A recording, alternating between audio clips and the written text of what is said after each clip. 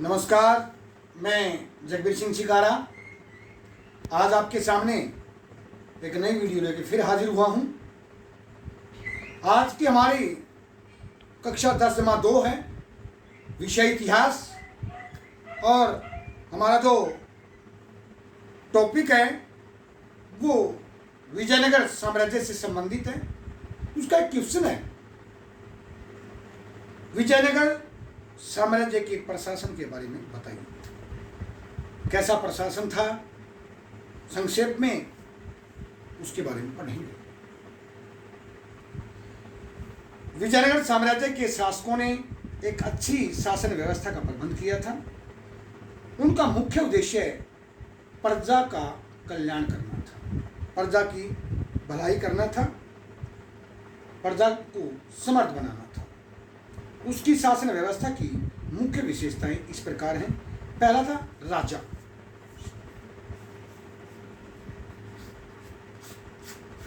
क्या था? विजयनगर साम्राज्य का शासक असीम शक्तियों का स्वामी था, मतलब अनेक शक्तियां उसके पास थी। सभी महत्वपूर्ण पद राजा के द्वारा प्रदान किए जाते थे या नियुक्त करता था पदों पर। उसके मुख से निकला हुआ हर शब्द कानून था। वह मुख्य न्यायाधीश भी था। राज्य के सभी महत्वपूर्ण मुकदमों का निर्णय राजा के द्वारा किया जाता था। वह मुख्य सेनापति भी होता था। संक्षेप में ही कहें तो असीम शक्तियां राजा के पास थी। प्रजा के दुख दर्द को दूर करने के लिए प्राय राजा जो थे विजयनगर के, वो अपने भेष बदलकर राज्य का भ्रमण भी किया करते थे। उसके बाद दूसरा था उसकी मंत्री परिषद।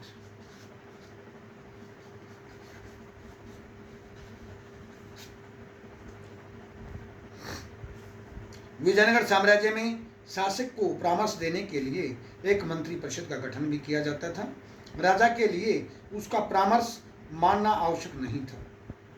अच्छी थी मान लेता था, नहीं था तो उसको बाध्य नहीं कर सकते थे, किंतु वह उनके योग्य परामर्श को मान लेता था। राजा स्वयं मंत्रियों की नियुक्ति करता था। केवल विद्वान और राज्य के प्रति वफादार व्यक्तियों को ही इन पदों पर नियुक्त किया जाता था। विजयनगर साम्राज्य में इन मंत्रियों की संख्या निश्चित नहीं थी।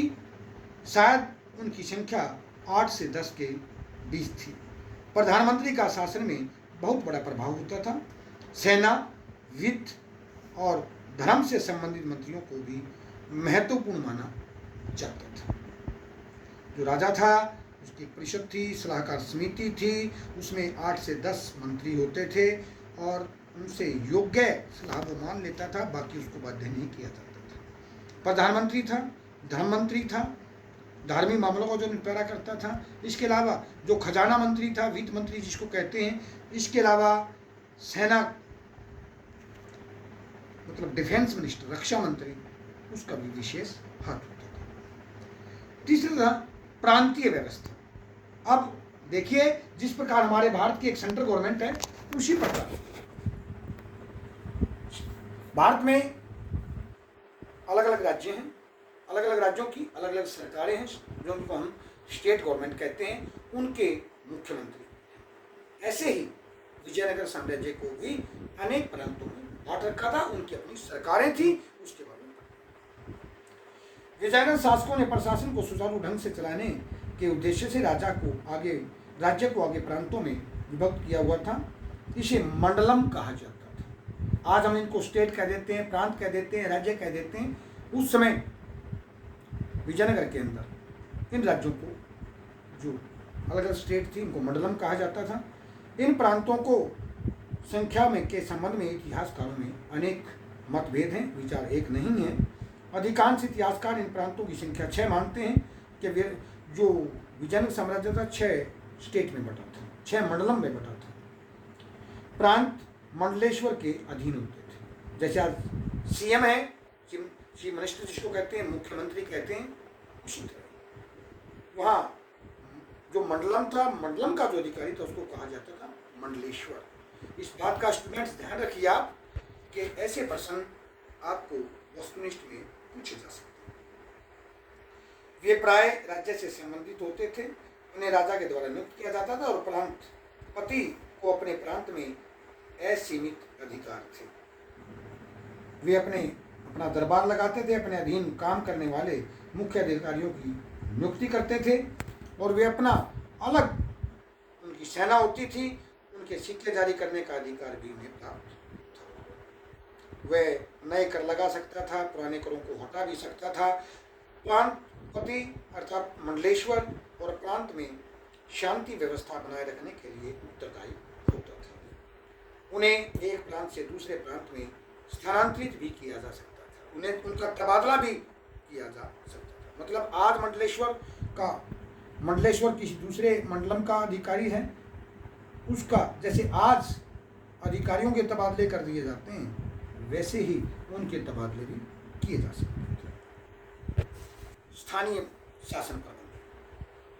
मंडलम आगे जिलों में विभक्त था, जैसे हमारी स्टेट है वो जिलों में, जैसे हमारा हरियाणा प्रांत है, इसमें अलग अलग जिलों में बांटा था।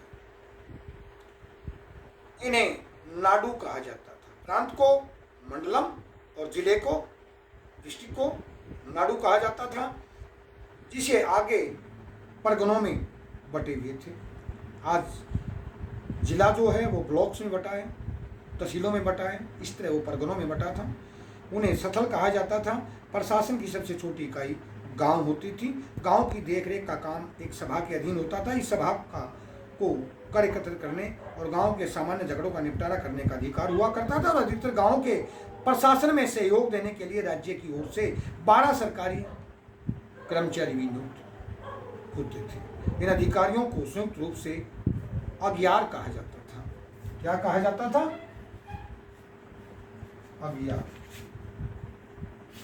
जो 12 अधिकारी थे, जो परगने में और गांव में जो देख रेख करते थे। वे अधिकारी गांव की सभा के साथ मिलकर कार्य करते थे और गांव के प्रशासन में केंद्र की ओर से बहुत कम हस्तक्षेप किया जाता था। इस तरह गांव का अपना शासन प्रबंध होता था और सभा का जिम्मा गांव में शासन व्यवस्था बनाए रखने और शांति भाईचारा बनाए रखने का काम होता था। अब नायक और एवं अमर नायक ये क्या थे? विजयनगर प्रशासन में नायकों और अमर नायकों का उल्लेखनीय भूमिका थी। नायक सेना प्रमुख होते थे, मतलब जो सेनापति था उसको उपाधि दे रखी थी नायक। और अमर नायक, इनकी भी सेना में बहुत विशेष ख्याति होती थी, प्रसिद्धि होती थी, मतलब सेनापति होता था। वे विजयनगर प्रशासन में शक्ति का प्रयोग करते थे। वे सामान्यतः दुर्गों पर नियंत्रण रखते थे और अपने अधीन अनेक सैनिक रखते थे। वे एक स्थान से दूसरे स्थान पर आते जाते रहते थे। कई किसान जो उपजाऊ भूमि की तलाश में होते थे, नायकों को अपना साथ देते थे। नायक तेलुगु अथवा कन्नड़ भाषा का उपयोग करते थे। नायक सामान्यतः विजयनगर शासक की प्रभुसत्ता स्वीकार करते थे। वे सैनिक कमांडर हुआ करते थे और समय समय पर व्यापारियों से भू राजस्व भी वसूल करते थे। उसके बाद आता है न्याय प्रबंध। विजयनगर साम्राज्य की न्याय व्यवस्था कैसी थी? विजयनगर साम्राज्य की न्याय प्रबंध की बहुत ही अच्छा था। विजयनगर के शासक निष्पक्ष न्याय के लिए विख्यात थे। उनका निर्णय अंतिम होता था। न्याय हिंदू धर्म शास्त्रों तथा रीति रिवाजों के अनुसार किया जाता था। लोगों को न्याय उपलब्ध करवाने के लिए समस्त राज्य में विभिन्न सत्रों पर न्यायाधीश स्थापित किए गए थे।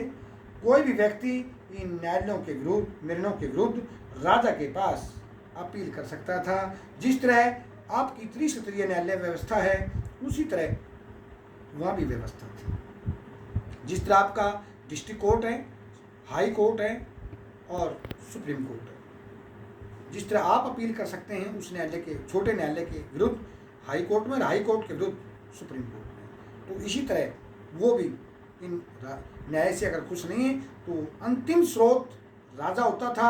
वे राजा के पास अपनी मुकदमे की सुनवाई के लिए गुहार कर सकते थे। अपराधियों को कठोर दंड दिए जाते थे। सामान्यतः अपराधियों के हाथ पांव काट दिए जाते थे और घोर अपराधियों तथा देशद्रोहियों को मृत्यु दंड भी दिया जाता था। कई बार उन्हें किन्हें अपराधियों को हाथियों के पैरों के नीचे कुचलवा दिया जाता था। ब्राह्मणों को मृत्यु दंड नहीं दिया जाता था। यह विजयनगर साम्राज्य की प्रशासन व्यवस्था थी। उसके बाद वहाँ की वित्तीय प्रबंध, मतलब गांव जो विजयनगर था उसकी आय के साधन क्या थे उसके बारे में पढ़ेंगे। विजयनगर साम्राज्य के शासक इस बात से परिचित थे कि राज्य की समृद्धि और उसकी आर्थिक दशा पर निर्भर करती है कि राज्य कितना ताकतवर होगा। वो किस पर है?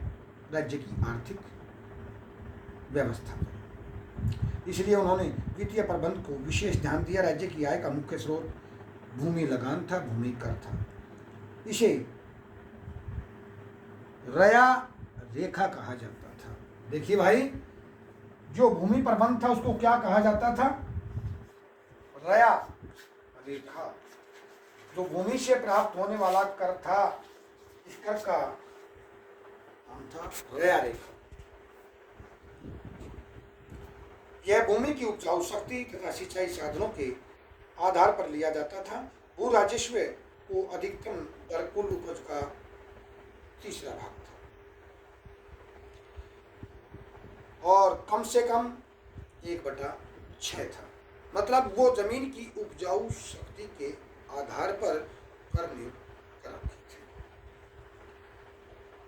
और व्यावसायिक करों, चुंगी कर, नायकों से प्राप्त खिराज, आयकर, विवाह कर, संपत्ति कर, न्यायालय द्वारा अपराधियों पर लगाए गए जुर्माने आदि से राज्य को पर्याप्त आय होती थी और राज्य को आय का बड़ा भाग सैनिक आवश्यकताओं पर खर्च किया जाता था।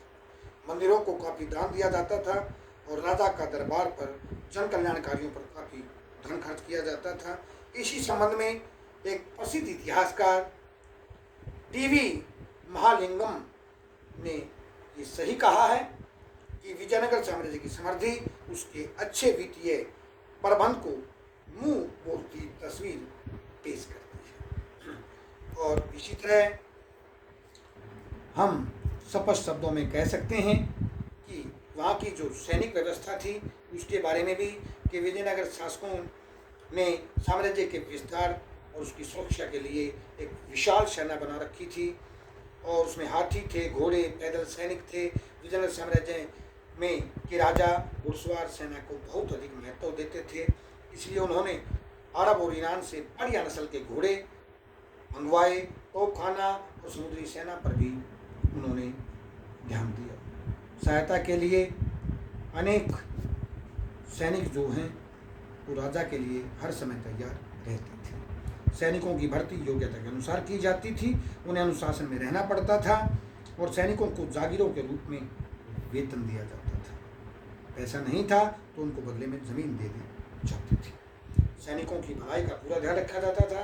अंत में डॉक्टर A.L. श्रीवास्तव के शब्दों में कह सकते हैं सैनिक प्रबंध के बारे में कि विजयनगर की संपूर्ण शासन व्यवस्था विस्तृत रूप से सुसंगठित थी और न्यायपूर्ण थी और विजयनगर साम्राज्य समृद्धि और उन्नति के अवसर दिन रात प्राप्त करता रहा। और सबसे अधिक विजयनगर साम्राज्य ने जो तरक्की की वो कृष्णदेवराय के शासनकाल में। कल फिर आपके साथ एक नई वीडियो लेकर हम मिलेंगे। तब तक के लिए आपसे विदा चाहते हैं। नमस्कार।